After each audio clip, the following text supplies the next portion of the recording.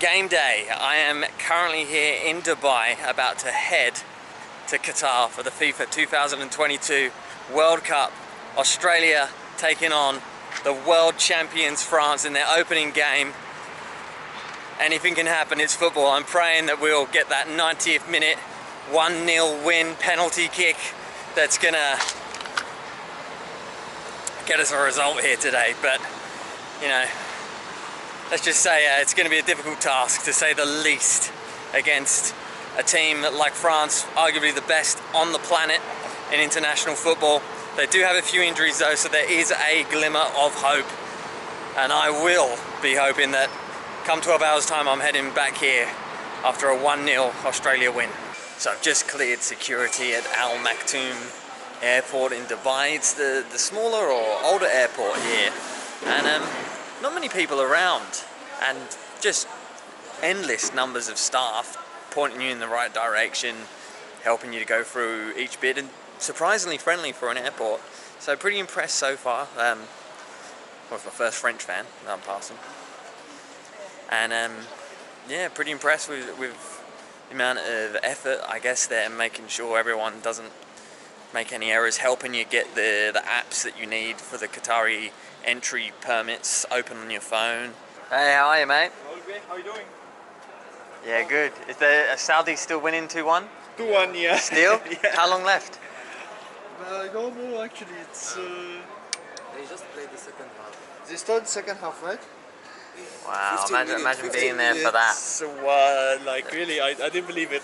Yeah. 15 minutes extra. 15 minutes? Yeah, 15 minutes more. 15 minutes, oh Yeah, wow. that's what So what the one problem is, when you go to a World Cup, you can't see it on TV because you're there traveling to the matches. yeah. So you miss more of the Yeah, World yeah. Cup when you go to the World Cup. Yeah. So When are you after- gonna play? we play tonight 10 p.m. Oh, Play cool. France. Oh, what time you flight? 4. Oh, okay. I think 4 o'clock. You flight 4. Yeah, board. How many hours? 1 hour? 15:50. Okay. Oh, yeah. Still have like 20 minutes for boarding. Yeah, Yeah. When are we reach? 1 hour, yeah? yeah. 1 hour, yeah, 1 hour to Qatar. So you're staying in Dubai, attending game, and Yeah.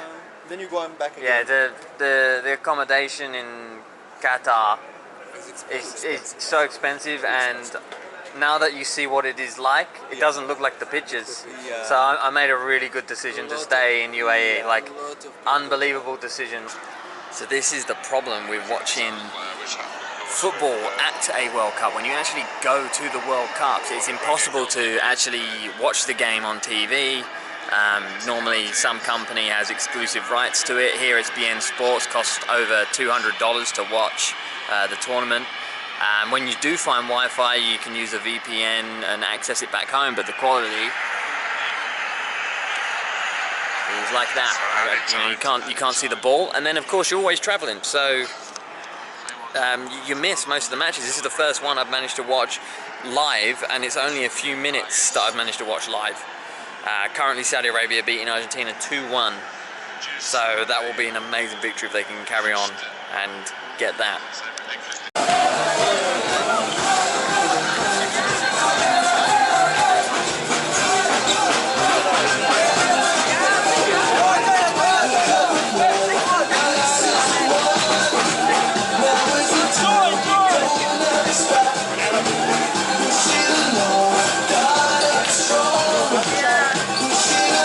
Well, that's got to be my first time seeing Saudi fans from Korea, or Argentina fans from Korea. I believe that might be the purchased fans that they are rumoured to have here. Hey, how's it going? What do you have here? We have all the guide in English, Spanish, Arabic, French. English, please. Alright. And this is for your transportation guide. Oh, this one? Yes. Okay. Which place were you going? I need to go to Al Janoub Stadium. You're going directly to Chanel Stadium? Yeah, Janoub Stadium. Okay. But I think in Al Janoub Stadium, bags are not allowed in the stadium. It's this. So I'm just at the Doha Hamad International Airport now, on the way to Al Janoub Stadium in, I think, what would be southern Qatar. It's one of the more further away stadiums of the tournament. A lot of them are within pretty much stone's throw of each other, but this one is slightly further south in what I understand is pretty much the middle of nowhere. So I've got to get myself down there. A bit concerning that she said I wouldn't be able to take my bag, and I don't know. On the walls above the metro they have a history of all the host countries of the World Cup, all the winners listed above from all the years. We've got Germany winning in Germany, Argentina in Argentina, Italy winning in Spain in '82, Mexico '86, the hand of God, Maradona, maybe the most iconic goal in World Cup history, there it is. Jumping somehow over 6'6" Peter Shilton to punch that in the back of the net. So one of the cool things about this World Cup is free public transport with your Qatar entry permit, so they're not even checking really, they've just got people pointing you in the right direction, and once you're on the metro they have a quick look, you don't have to scan anything, and yeah, away you go, travelling around for free, which obviously ends up saving you hundreds of dollars probably by the end of the trip.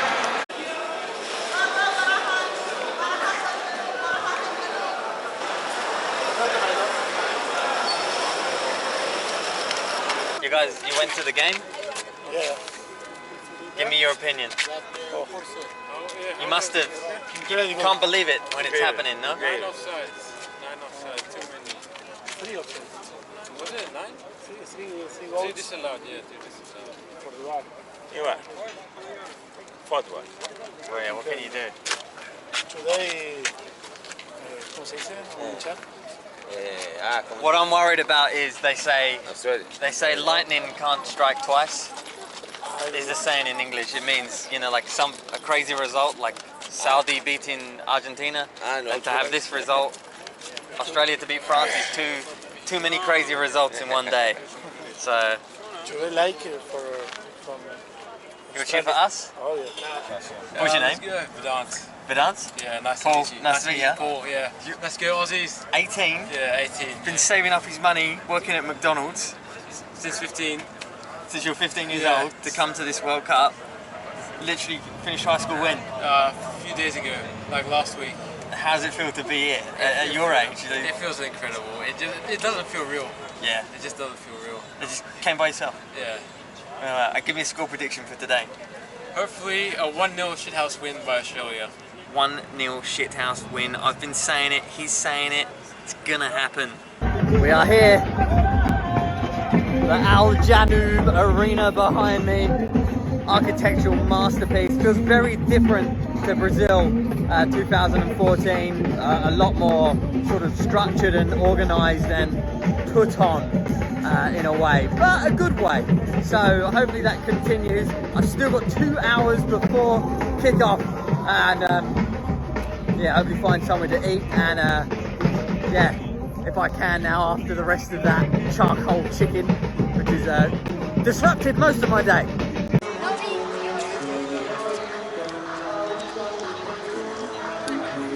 It's all very impressive, but I'm not sure what half this silly bollocks has to do with football at all. You got mimes walking around, you got those ferrymen hanging about, but you know, it looks like they're putting on a great show. Certainly a lot more organised than Brazil. Getting in, the security, they wanted to see everything inside the bag on top of putting it for an x-ray, and they confiscated someone's boxing kangaroo flag, thinking it was like a political thing. Hey, you know, these games have been very surprising. That's football, mate. That's football. That's why Very surprising. you don't travel all the way around the world for a sport that is guaranteed, you know, and this one swings. The reason it's so popular, you know, some people, they say, oh, football, there's not many goals in football. Like, I like rugby or I like NFL, but one goal changes Australia, everything in cricket football. too. Yeah. You know, like cricket, you can win the game on a test after like, you know, 2-3 weeks of the test, and then you've still got to play 2 or 3 weeks of cricket, and you're like, why am I watching this still? Football, one goal changes anything, any moment. Takes 1 second. We will see the next surprise today. Yeah. Saudi I hope and so. Argentina and Australia and France. Yeah. But I thought maybe, but you know the phrase, lightning doesn't strike twice? That's right. Maybe it's just too much in one day. Because lightning struck earlier. We hope. With Saudi Arabia in the South Stadium, lightning struck earlier. So will it strike twice? I don't know. We will hope. See ya. Nice meeting you. Enjoy Qatar. Thank you. There's your alcohol tents, or more so, non-alcohol tents, selling Budweiser Zero. They don't seem to be that popular. Now, obviously, alcohol got banned from the surroundings of the stadium just the day before the World Cup started. So no alcohol inside or around the stadium like what was originally promised. I can certainly feel the magic of football in the air. I'm so excited for today's match, and I want to make sure you're as excited as I am. Let me show you something. Welcome to the Mascot Hall of Fame. It's a museum where all great mascots are.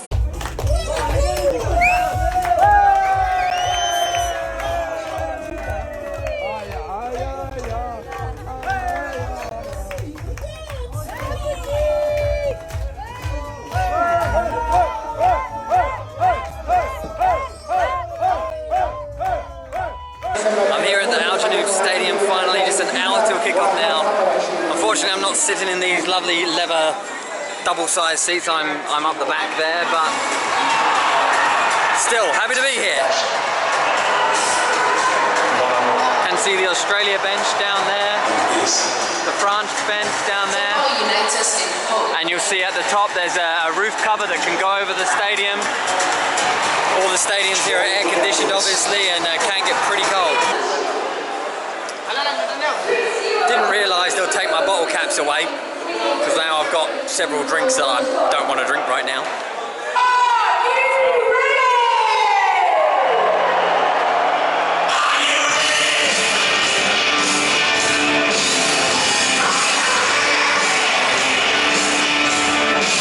In the stadium, less than an hour to go now, 45 minutes till kick off. The teams are there warming up.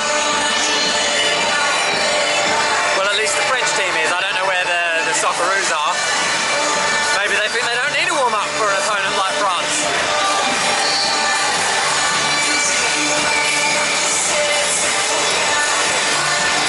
Naturally, I've managed to score myself a ticket in the French end. Of course, you see the Aussies over there in yellow. People are right online saying it is freezing in here. There is air conditioning in the stadiums, but I didn't predict that air conditioning would come out by your legs.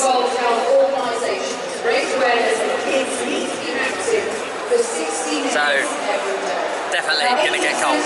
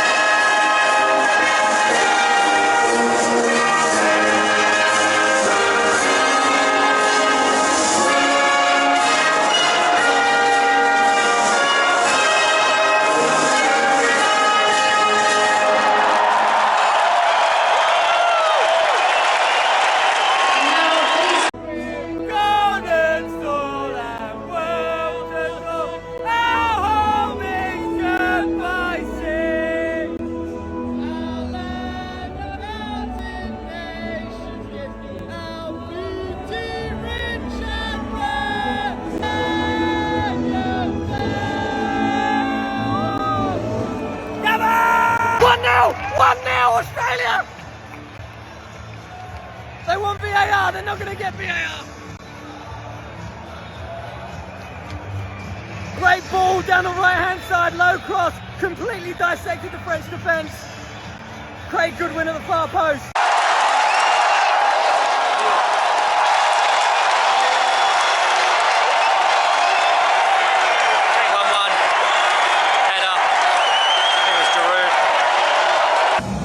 We all knew that probably wasn't going to last long. I was getting excited. 2-1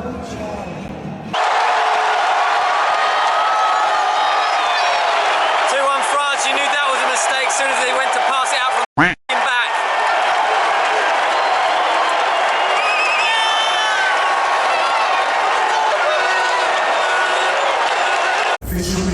It's half time, 2-1 down. Fuming over us trying to change the game plan. It's something I've not seen an Australian team maybe ever play. Passing it out from the back of defence and getting robbed immediately by greater technical players than what we've got in any position, and scoring one of the most self-inflicted goals I've ever seen. 3-1 France, Mbappe getting exposed down our right hand side.